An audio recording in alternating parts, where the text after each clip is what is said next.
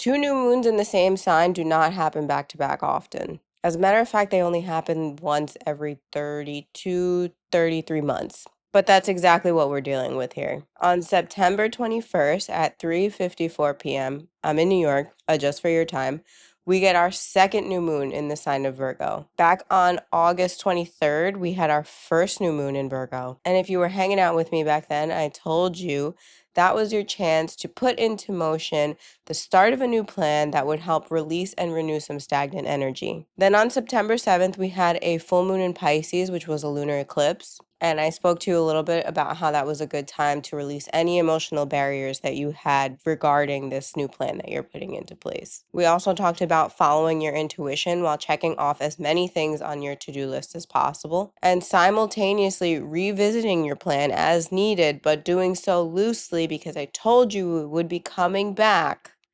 to redo it. So now join me on TikTok or YouTube because, as you know, Instagram does not get the full video, so that you can find out exactly what kind of energy this new moon, which is also a solar eclipse, on September 21st has in store for you. I'm Sammy. We're at Infinity Aura Avenue, where I log in twice a month to chat to you. Well, I log in a little bit more than that, but I log in twice a month specifically to chat to you about the new moon and the full moon, the energy surrounding them, and how you can use them to your advantage. So during the first Virgo new moon, if you remember, I told you that we would be revisiting whatever planning we were doing at the time. It's not that the original plan wasn't good enough, but there's some new energy that's come in that we kind of had to sift through and deal with so that we can really see the whole picture and really get the details of the planning in motion. Now that we've gone through a lot of that energy, this second new moon, which is also a solar eclipse, wants you to redo the to-do list with a brand new set of eyes.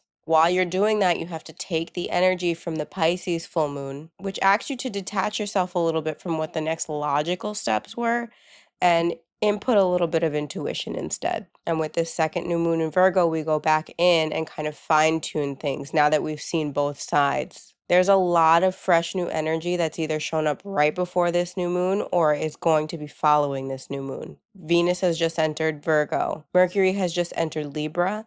And Mars is about to go into Scorpio right after this full moon. Like within the next 24 hours, Mars goes into Scorpio. Before we get into that, I want to talk about the aspects that are directly affecting the new moon. So let's pull up my little table. Do you guys like my table? I love this table. I hope you guys like the way that it looks on the screen and how I have finagled my editing. If you've been here with me since before I was in the studio and I was doing them at home in my chair, I hope you like how far we've come.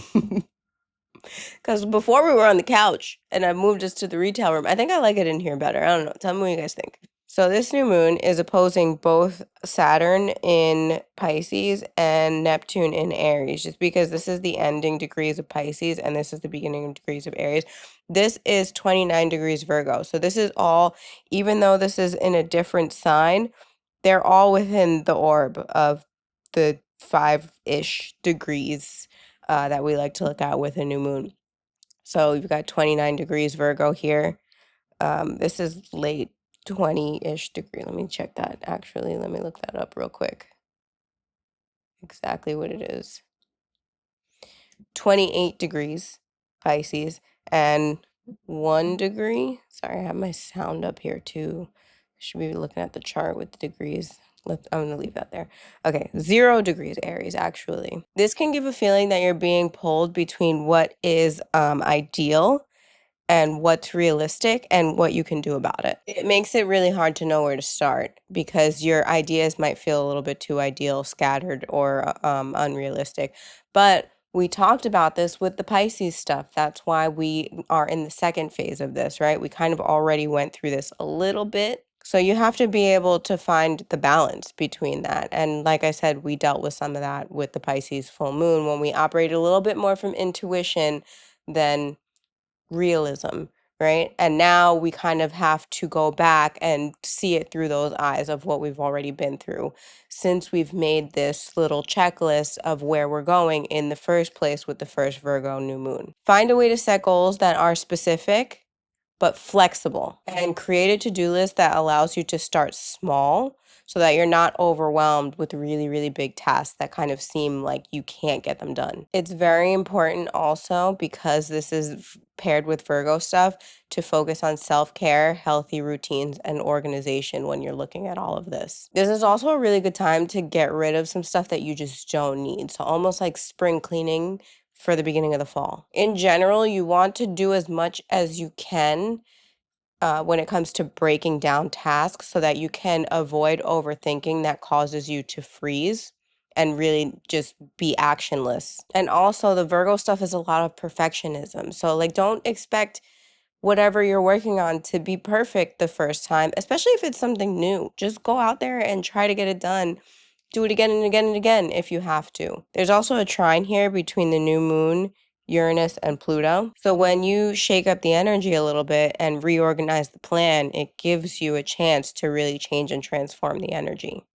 See how that works? So let's talk about the new transits that are just kind of surrounding the new moon, not necessarily really aspecting them, but still affecting them because it's happening. First, Mercury just moved into Libra. Mercury in Libra gives you a little bit more balanced, creative energy than when he was in Virgo. In Virgo, he's a little bit more structured, nitpicky, and detail-oriented. So this brings in some fresh, mental, creative energy. Venus moved out of Leo and into Virgo. So her energy surrounding love, money, aesthetics, and values becomes more practical, more detail oriented, and more structured. If you need to rework the budget, now's the time. This energy also really helps support you build that wellness routine that we talked about earlier. You want to look into when you're doing all these things, really focus on taking care of yourself first so that you can get a lot of these things done. And this energy also helps support bringing in that new energy to really get a good structure of routine down.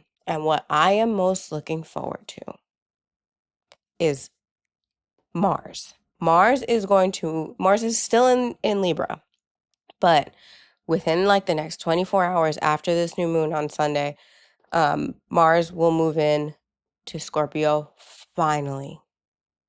My Mars is in Scorpio, so it's a little bit personal, but you'll feel it too.